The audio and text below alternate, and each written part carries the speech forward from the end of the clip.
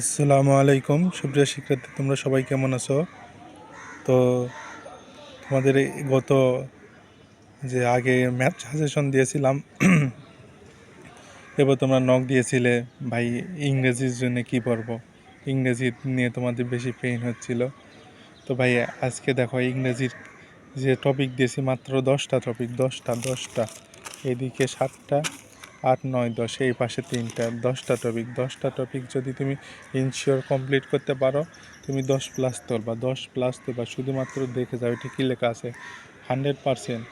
শুধু এই টপিকগুলো যদি একবার চোখ বুলিয়ে যাও তুমি পরীক্ষার হলে, তুমি নিশ্চিত থাকো যে 10% মার্ক তুমি তুলতে পারবা।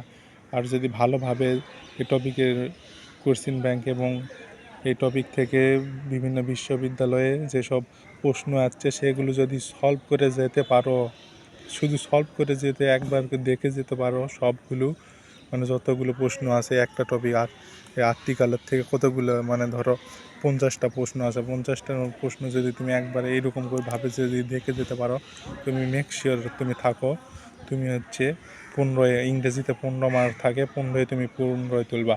আর যদি শুধু খালি একবারে যদি এই টপিকগুলো একবার দেখে যাও, এই যে কন্ডিশন ইফের নিয়ম কি, এই শুধু একবার দেখে যাও এইরকম, তাও তুমি 10+ নাম্বার তুলবা।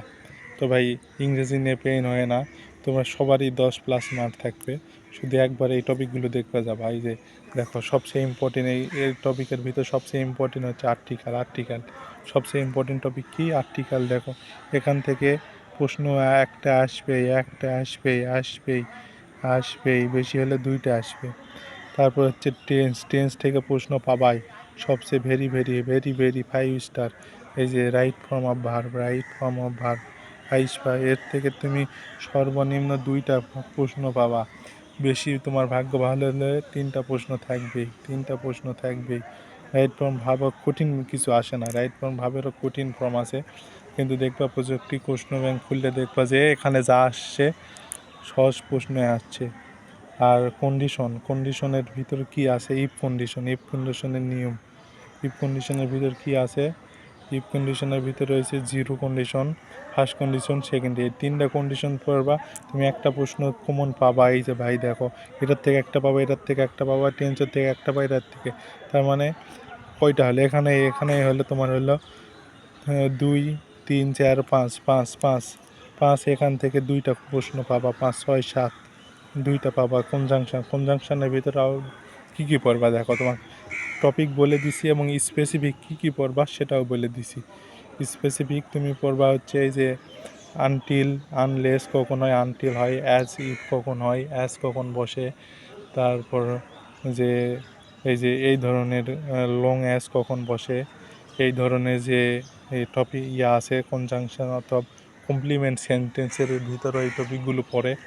তুমি এই টপিকগুলো ক্লিয়ার করে যাবা, সম্পূর্ণভাবে ক্লিয়ার করে যাবা একবার প্রশ্ন ব্যাংক থেকে। আর এইদিকে 7টা, এইদিকে 3টা রয়েছে ভয়েস থেকে আসে না, লেস ইম্পর্টেন্ট। একটা ছিল তাও 20 সালে। ন্যারেশান থেকেও আসে না, তাও দেখতে যাবা।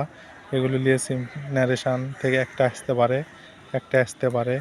এটা হচ্ছে less important voice, less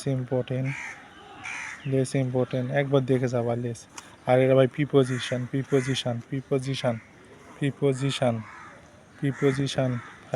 5 star. এটি কোনোভাবে মিস দিবা না, এটি 100%। এখান থেকে তুমি 2টা প্রশ্ন পাবা, ভাগ্য ভালো হলে 3টা। দেখো 19 সালে 3টা আসছে, তিনটা তুমি 2টা প্রশ্ন কমন পাবাই প্রিপোজিশান, বেশি ভাগ্য হলে 3টা। প্রিপোজিশানের সহজ দেখবা, প্রিপোজিশানেরও কঠিন আছে, এখানে প্রযুক্তি হচ্ছে সহজ যেগুলো সেগুলোই আসে। তো ভাই এই যে দেখো এগুলো আগে বেশি যেগুলো গুরুত্বপূর্ণ, এই যে 5 স্টার দিছি, এগুলো আগে কিভাবে পড়বা? আগে 5 স্টারগুলো কমপ্লিট করবা, 5 স্টার, এই যে 5 স্টারগুলো কমপ্লিট করবা, 5 স্টারগুলো কমপ্লিট করবা। দেখো করতে কতক্ষণ লাগবে? সর্বোচ্চ তুমি যদি পড়ো, ভালোভাবে পড়ো, 2 ঘন্টার বেশি লাগবে না। আরও ভালো করে পড়লে 3 ঘন্টার বেশি লাগবে না। 3 ঘন্টা যদি তুমি পড়ো, ইনশাআল্লাহ তুমি 15 তুলতে পারবা, 15 তুলতে পারবা। যে যে টপিক দিয়েছি বিশ্বাস রাখো এবং এই টপিকের উপরে আমল করো, বিশ্বাস রাখো। তোমাকে বলে দিছি যে তুমি যদিও শুধু দেখে যাও তবুও 10+ নাম্বার তুলবা ভাই। সময় বের করে, আরে যেহেতু আর একদিন সময় হাতে রয়েছে, 3 ঘন্টা ইংরেজির উপর দিলে না, আর কিছু ইংরেজি বিষয়ে অত পেইন নেওয়ার দরকার নেই। জাস্ট 3 ঘন্টা সময় দিবা, সর্বোচ্চ 3 ঘন্টা সময় দিবা। এর মধ্যে যতটুকু কমপ্লিট করা বলা এনাফ। আর বাকি বিষয়গুলো তুমি ভালো করে আরও রিভিশন দেবা। তো ভাই ভর্তি পরীক্ষা তোমাদের প্রস্তুতি আরও ভালো করে নিতে থাকো, সর্বোচ্চ দিয়ে। ইনশাআল্লাহ আল্লাহ তোমার যেখানে লিখে রয়েছে সেখানেই চান্স হবে। আর সবাই ভালো থাকো। আর যদি কোনো বিষয়ে প্রবলেম হয় নক দিও, ইনশাআল্লাহ হেল্প করার চেষ্টা করব। সবাই ভালো থাকো। আসসালামু আলাইকুম।